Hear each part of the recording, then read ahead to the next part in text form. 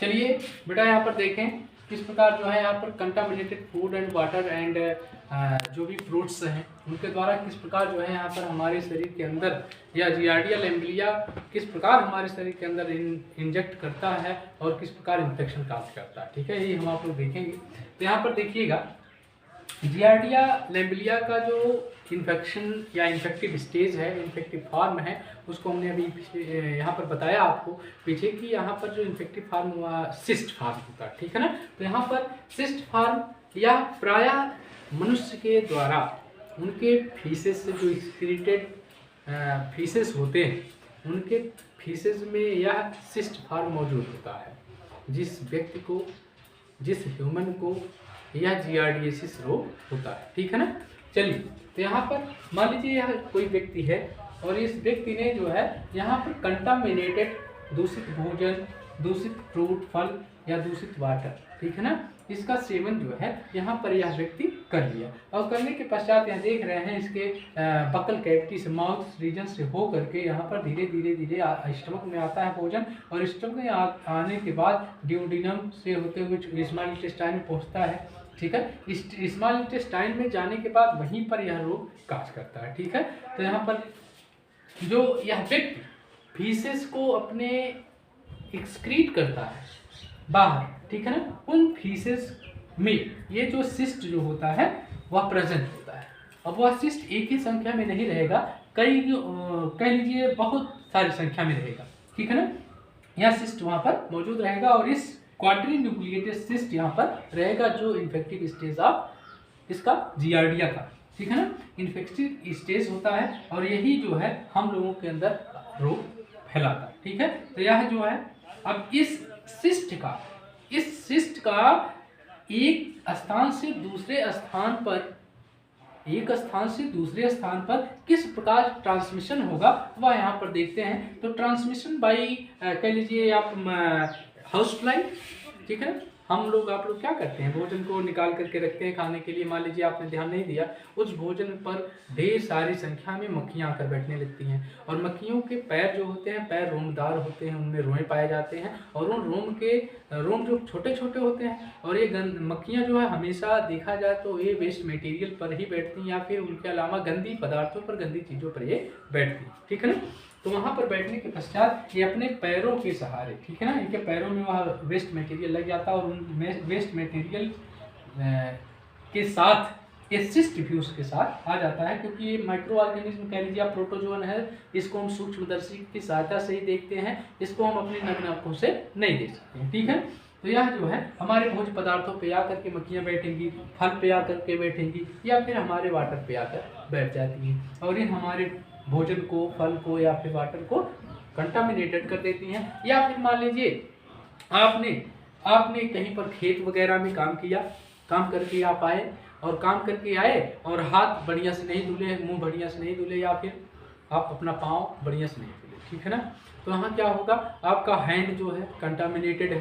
ठीक है, आप कहाँ पर खेत में कार्य करके आ रहे हैं, आप स्वयं जानते हैं, इसमें मिट्टी वगैरह लगा होता है और यह जो मनुष्य जो होता है अपना फीसेस जो एक्सक्रीट आउट कर रहा है बाहर, वह किस माध्यम से, वर्षा के जल के साथ या फिर अन्य किसी माध्यम वायु के साथ उड़ करके यहाँ पर धूल के कणों के साथ एक स्थान से दूसरे स्थान तक आता है।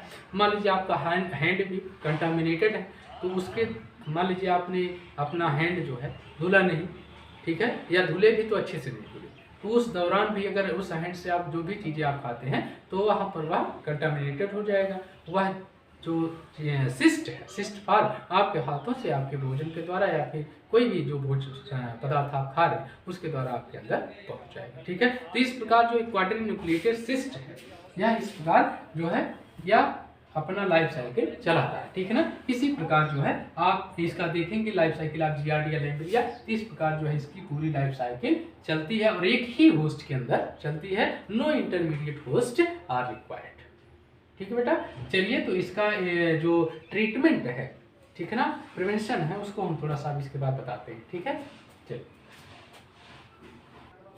चलिए बेटा यहाँ पर प्रिवेंशन देखिएगा, to avoid contaminated food and water. यहाँ पर अगर आपको प्रिवेंशन करना है, इस रोग से बचना है, तो आप जो है contaminated food, water and contaminated hand, ठीक है, इन सबसे बचे। और इसके अलावा जो आप कंटामिनेटेड वाटर खाते हैं या फिर कंटामिनेटेड आयोडीन भी लेते हैं, उससे भी बचे, ठीक है ना। तो ट्रीटमेंट इसके लिए क्या बेटा, कुछ विशेष प्रकार की औषधियाँ हैं जिसके द्वारा जो है या GRDS डिजीज को कंट्रोल किया जा सकता है, इसका उपचार किया जा सकता है। वह जो औषधियाँ हैं वह ये है मेट्रोनिडाजोल एंड ट्राइडिजोल। मेट्रोनिडाजोल एंड ट्राइडिजोल ये दोनों औषधियाँ जो हैं इस रोग के उपचार के लिए विशेषकर कारगर होती हैं, ठीक है। और इसके अलावा और सभी औषधियाँ बहुत सारी हैं इसके लिए, ठीक है ना। तो यहाँ पर मेट्रोनिडाजोल और ट्राइडिजोल औषधियाँ इसके लिए बहुत ही उपयुक्त होती है इस रोग से बचाव के लिए, ठीक है बेटा। आज के लिए बस इतना ही। यह आपका जियार्डिया का जो लाइफ साइकिल है आज कंप्लीट होता है। नेक्स्ट वीडियो में बेटा हम पढ़ेंगे आपका अगला डिजीज ट्रिपैनोसोमा के द्वारा जो होता है आपका स्लीपिंग सिकनेस, ठीक है। ओके बेटा, थैंक यू। मॉर्निंग स्टूडेंट, कैसे हैं आप लोग? ठीक ठाक हैं। चलिए आज का क्लास बेटा उन सभी स्टूडेंट के लिए है जो भी बायोलॉजी के स्टूडेंट हैं और जिस किसी का भी वह तैयारी कर रहे हो, प्रिपरेशन चाहे जिसका भी कर रहे हो, वो सभी लोगों के लिए यह क्लास है। आज का क्लास है बेटा आपका ब्लड के मनुष्य में रुधिर वर्ग, ब्लड ग्रुप्स इन ह्यूमन। मनुष्य में रुधिर वर्ग क्या होता है, कितने टाइप का रुधिर होता है, ठीक है, यही आपको हम आज बताएंगे। चलिए स्टडी करते हैं। आज का क्लास बहुत ही इंपॉर्टेंट है, ठीक है, ब्लड ग्रुप्स इन ह्यूमंस, ठीक है। तो यहाँ पर सबसे पहले आदि पृथ्वी पर हमारे सबसे पहले अगर देखा जाए हमारे प्राचीन काल से ही जो भी मनुष्यों को चोट लग जाया करता था या फिर भारी बीमारी से लोग जब उठते थे तो उनमें जो है रुधिर की कमी हो जाया करती थी। उस दौरान जो है रुधिर की कमी को पूरा करने के लिए उस समय के जो वैद्य हुआ करते थे या फिर जो भी डॉक्टर हुआ करते थे, उस समय उन लोगों को रुधिर चढ़ाते थे, ठीक है ना, रुधिर उनको चढ़ाते थे। और उस दौरान देखते थे उनमें से कुछ ही लोग बच पाते थे, अन्यथा जो भी और लोग अधिकांश लोग होते थे वो मर जाया करते थे। तो इसका पता वैज्ञानिकों ने बहुत दिनों तक पता लगाने की कोशिश किया लेकिन पता नहीं लगा पाए। लेकिन एक वैज्ञानिक आए जिनका नाम था बेटा कार्ल लैंडस्टीनर। 1902 ईस्वी में नोबेल पुरस्कार विजेता कार्ल लैंडस्टीनर ने यह पता लगाया कि जो मनुष्य होते हैं सभी मनुष्यों में जो ब्लड होता है वो सभी ब्लड, सबका ब्लड एक समान नहीं होता है, सभी मनुष्यों में अलग अलग प्रकार के ब्लड पाए जाते हैं, ठीक है ना।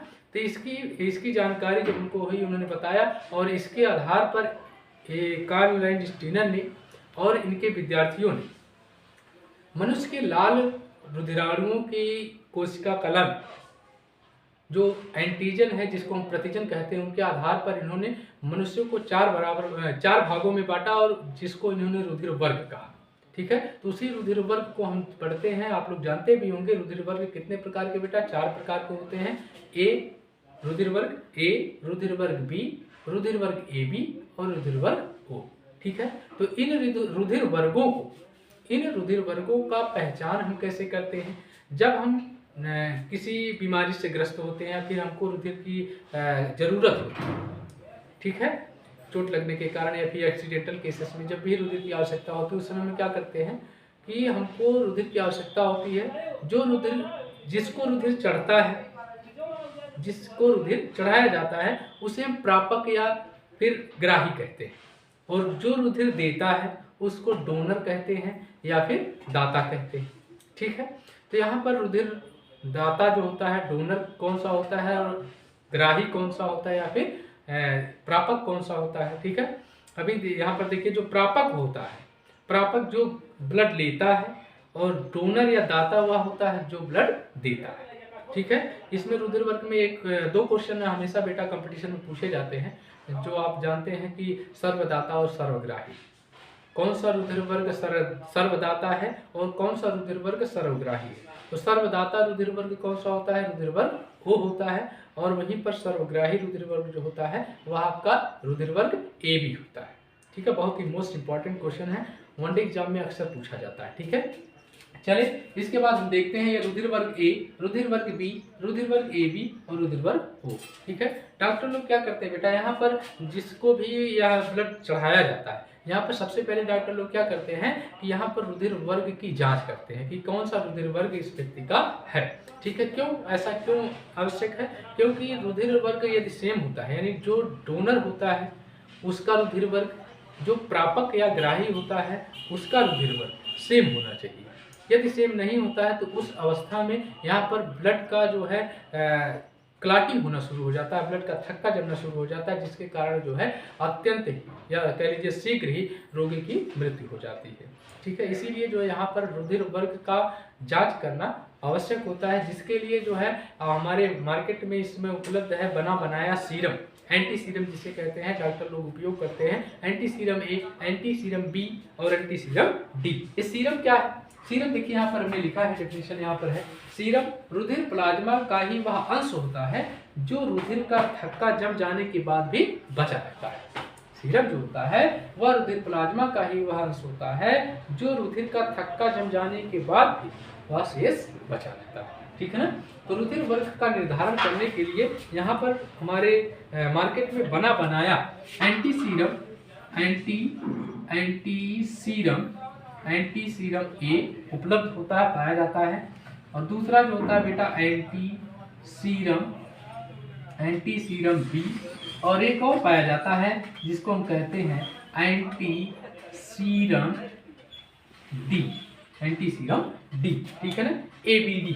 ठीक है। और यहाँ जो ये एंटी सीरम डी है, यह जो है इंडिकेट करता है बेटा यह है RH पॉजिटिव और RH निगेटिव ब्लड। ठीक है। RH पॉजिटिव कब होता है? जब यह एंटी सीरम डालने के बाद ब्लड जो है क्लॉट कर जाता है। जब ब्लड क्लॉट कर जाता है तो यह RH पॉजिटिव दर्शाता है। और यहाँ पर जब ब्लड जो है क्लॉट ना कर, ठीक है, जब ब्लड जो है क्लॉट नहीं करता है उस समय इसको कह लीजिए आप नो क्लॉट। ठीक है ना, यहाँ पर नो क्लॉट। तो यहाँ पर जब ब्लड क्लॉटिंग नहीं होती है तो यह एंटी सीरम डालने के बाद तो यह RH निगेटिव प्रदर्शित करता है। ठीक है। तो anti serum A, anti serum B, anti serum D, इसका उपयोग करके हम किस प्रकार जो है ब्लड का टेस्ट करते हैं कि हमारा ब्लड ग्रुप कौन सा है, A है, B है, AB है या O है। चलिए आइए देखते हैं नेक्स्ट। ठीक है, आगे